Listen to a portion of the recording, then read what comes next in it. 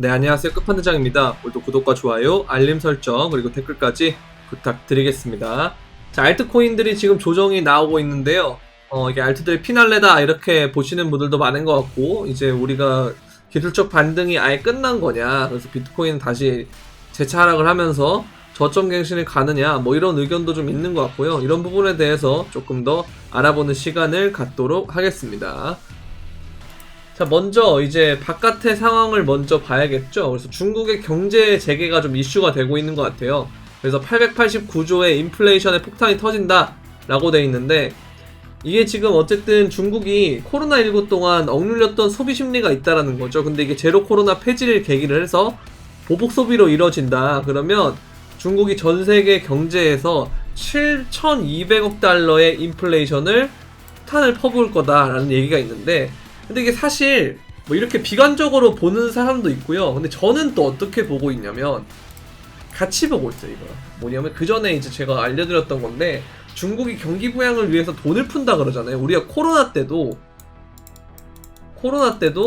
경기 침체가 경기 침체 우려 때문에 돈을 엄청나게 찍어서, 그게 또 뭐다, 자산 시장으로 와가지고 그 다음에 이게 인플레이션이 와서 이 인플레이션을 막기 위해서 금리 인상을 해가지고 뭐 이렇게 떨어졌다, 지금의 현재가 왔다라고 하는데, 또 다시 경기 침체가 올 거라고 많은 사람들이 얘기를 하고 있는데, 그 와중에 얘가 나오고 그 다음에 아까 제로 코로나 정책을 폐기하면서 인플레이션 위기가 다시 도래하면, 그러면 이 과정에 이게 먼저일까요? 아니면 이게 먼저일까요?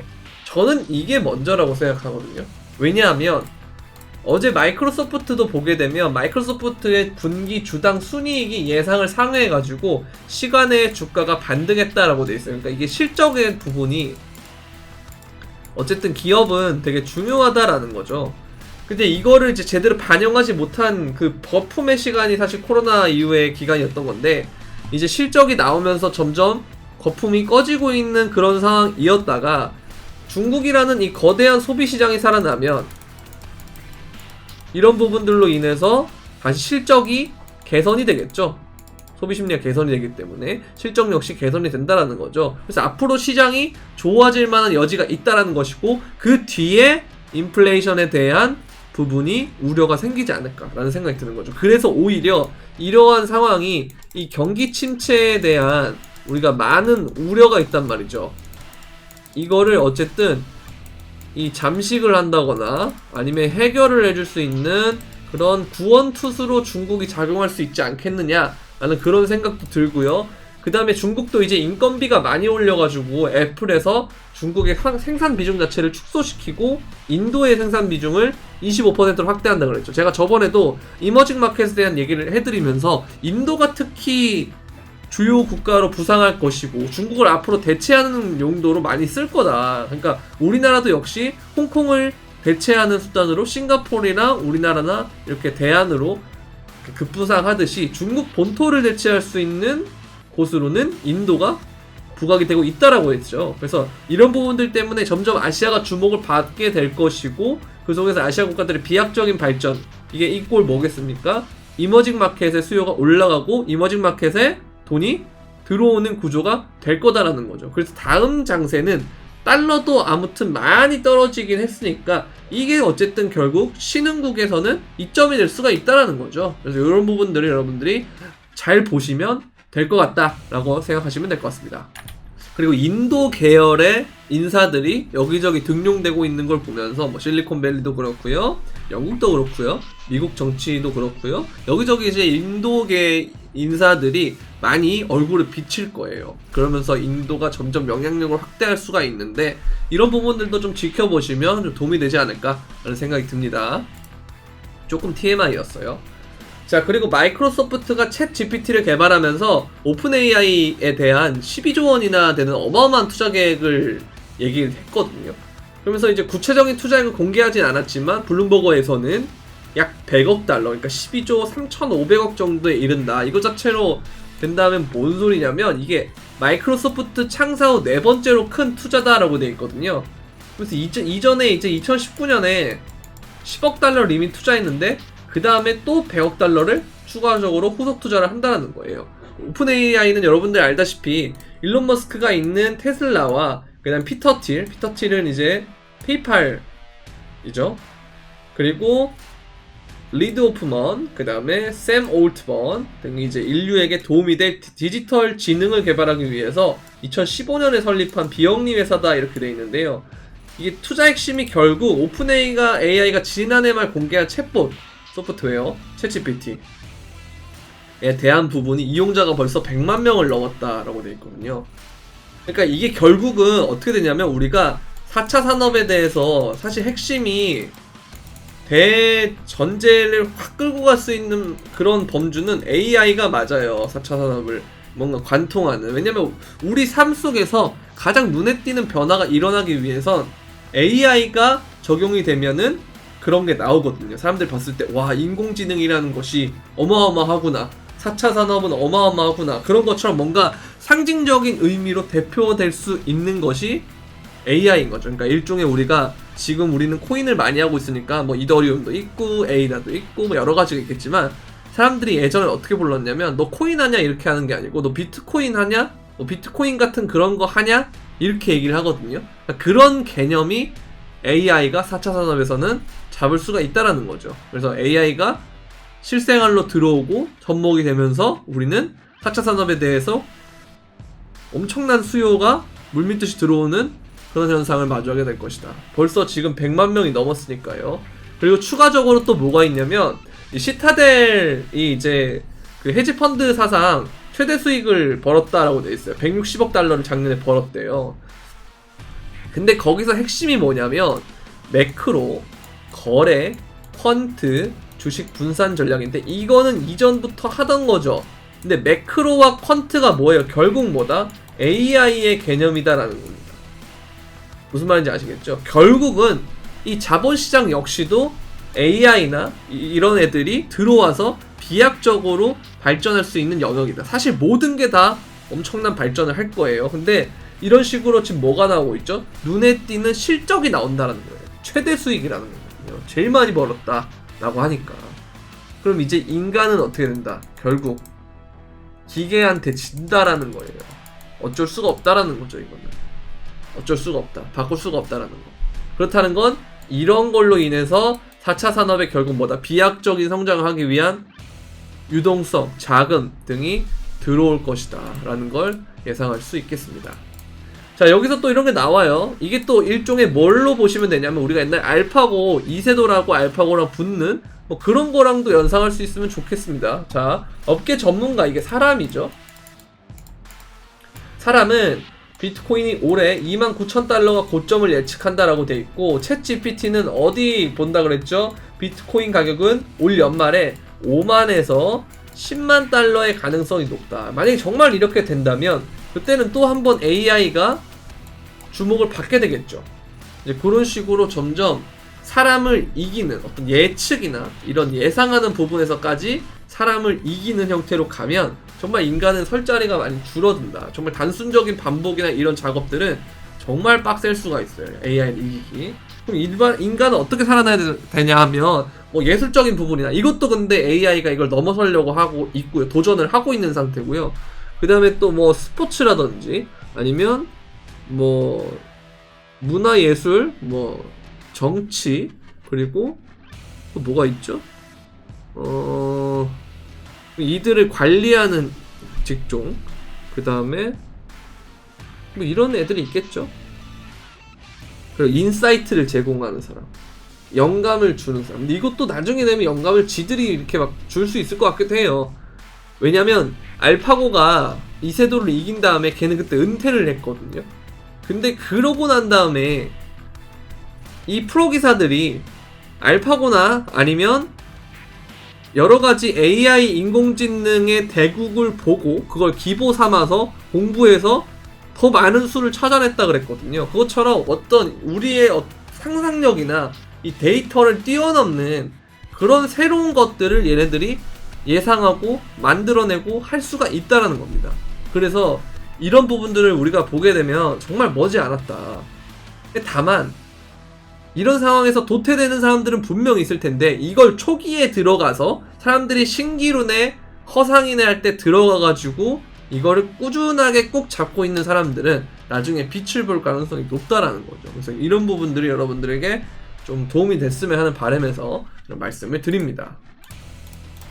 자, 그리고 또 이런 얘기가 있죠. 비자의 CEO가 다수 암호화폐 스타트업 및 펀드에 투자했다. 이제 뭐 그냥 이런 얘기가 나와도 뭐 가격에 반영이 없어요. 그만큼 너무 일종의 당연해졌다라는 개념으로 접근할 수가 있는 거죠. 그럼에도 불구하고 이건 호재입니다. 그죠? 호재가 가격에 반영이 안 되면 뭐 악재네 뭐네 이런 거 생각할 필요 없이 미래 먹거리로 판단을 하고 있다는 거예요. 보면서 차세대 지불 수단으로 기대를 하고 있다는 거죠. 그래서 비자는 지난해 암호화폐 업계 내 일부 기업의 파산에 따른 영향을 받지 않았다. 그리고 또 하는 게 뭐냐, 애플페이를 잡기 위해서 월가 대형은행들이 뭉쳐가지고 디지털 지갑을 공동 개발하고 있다. 결국 이거는 뭘로 가는 길이냐면 웹3로 가는 길이에요. 지금은 뭐 온라인 쇼핑 등에 사용한다 그러고 뭐 일단 체크카드부터 시작된다, 연계한다 이렇게 출발하지만 결국은 웹3로 가는 길이라는 거죠. 디지털 지갑이라는 것은 우리가 살고 있는 곳에서의 이 실물 지갑의 형태, 이게 없어지면서 디지털 지갑으로 간다라는 거예요. 무슨 말인지 아시겠죠? 결국 이걸 세서 가는 게 결국 뭐다? 웹3 형태로 가는 거랑 똑같다 라고 보시면 될 것 같습니다. 자, 그리고 이제 제가 이 차트를 말씀드렸는데 보면은 금이 여전히 시총 1등이에요. 그리고 비트코인이 지금 17등까지 다시 올라왔단 말이에요. 근데 얘가 2023년에 만약에 지금 보시면 이 금과 같은 무빙으로 가고 있거든요. 그러니까 금하고 비트코인이 같이 가고 있고 주식이랑 거의 반대로 가고 있기 때문에 이게 확산이 돼서 더 벌어져 가지고 아까 있던 17등에서 더 많은 순위로 점프가 된다면 그러면 이제 비트코인이 다시금 주목을 받을 수 있는 계기가 되겠죠. 그죠? 얘네들은 어쨌든 실적이라는 개념에 문제가 생길 수가 있으니까. 그죠? 실적이 잘 안 나오면 또 경기 침체에서 맞물려가지고 또 하락이 나올 수가 있는 거고요. 그래서 이런 부분들 때문에 비트코인이 오히려 이런 부분에서는 더 좋을 수도 있으니까 비트코인이 만약 이런 상황이 온다면 그럼 관심이 다시 받게 되고 돈이 주식에 있는 돈에서 빠져나올 수도 있겠죠. 아니면 은행에 있는 돈이 다시 들어오거나. 그래서 그렇게 보시면 될 것 같고 이런 부분에 있어서 조금 더 우리는 팔로우업을 해야 된다라는 생각이 드네요. 자, 이것도 마찬가지입니다. 스테이블 도미넌스가 일정 추세를 갔다가 추세 밑으로 하락을 했고 얘가 내려가는 동안 비트코인은 반대로 올라가고 있는데 얘는 오히려 이 장기 하락 추세를 뚫으려고 하고 있고 실제로 리테스트 형태를 작용하고 있다라고 보시면 될 것 같은데요. 이런 상황 자체가 어쨌든 이게 가속화가 되면 그럼 비트코인도 훨씬 강한 반등이 나올 수 있지 않을까라는 그런 생각을 하고 있습니다. 자, 그럼 그 와중에서도 역시 비트코인이 어쨌든 이 트렌드 자체도 뚫어냈다라는 겁니다. 그래서 이것도 되게 긍정적으로 보시면 되겠고, 추가적으로 제가 비트코인 브리핑을 드리기 전에 관점을 알려드리기 전에 이렇게 그 공개 브리핑방이 있어요. 이 텔레그램 브리핑방에 들어오시면 이 공개 브리핑방이 나오는데 이거 무료고요. 제가 원래 오늘 아침에 8시 44분이죠. 이 이전에 요 글을 썼거든요. 이전에 이 글이 이제 4시간 봉에 MA25를 지지하지 못하면 이렇게 떨어질 거다라는 얘기하는 걸 썼었는데 이런 것처럼 실시간으로 시황이 바뀌고 하는 것들은 여러분들한테 영상으로 빨리빨리 보급해 드릴 수가 없어요. 그래서 반드시 영상 설명란에 있는 텔레그램 브리핑방에 들어오셔가지고 이러한 비트코인의 시황 같은 것들을 얻어보실 수가 있으니까 많이 들어오셨으면 좋겠습니다. 자, 비트코인을 한번 볼게요. 제가 파란 색깔로 칠한 것이 뭐냐면요, 고점을 높이는 행위라고 보시면 될 것 같고, 그 다음에 이 파란 선 역시 보조지표, 이거는 고점을 낮추는 행위라고 보시면 될 것 같은데, 가격의 고점을 올리고 보조지표의 고점을 낮추는 건 이건 하락 다이버전스다라고 얘기할 수 있거든요.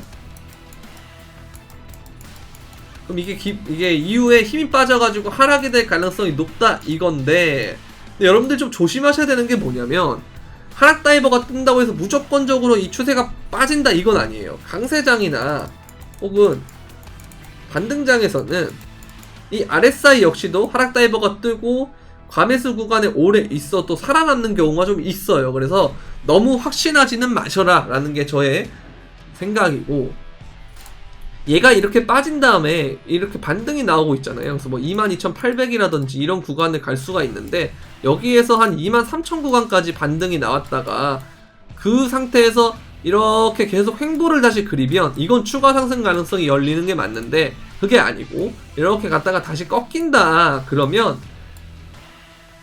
이런 식으로 빠질 수가 있어요. 이렇게 빠지다 보면은 여기서 또 반등이 나오고 이렇게 빠지거나 뭐 그렇게 나올 텐데, 그렇게 되면 얘가 여기에 있는 매물대 있죠. 2800에서 21,400 부근 사이, 여기까지 이렇게 장대 음봉으로 팍 갔다가 또 횡보했다가 그 다음에 올라갈 수도 있거든요.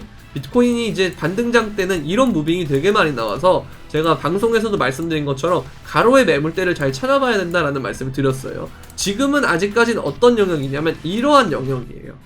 근데 여기서 반등을 줬는데 이렇게 딱 안착을 하지 못하고 떨어지게 되면, 그러면 아까 말씀드린 것처럼 큰 폭의 하락이 올 수가 있기 때문에 이 부분에 대한 리스크 관리를 해주셔야 되고, 그동안 알트가 많이 올랐기 때문에 이 부분도 역시 조심해 주셔야 된다는 거, 이렇게 보시면 될 것 같고, 비트코인의 일봉을 보게 되면 이 부분에 있어서의 역헤드 숄더를 생각해 볼 수가 있는데요. 그러면 이제 아까 말씀드렸던 2800에서, 그죠?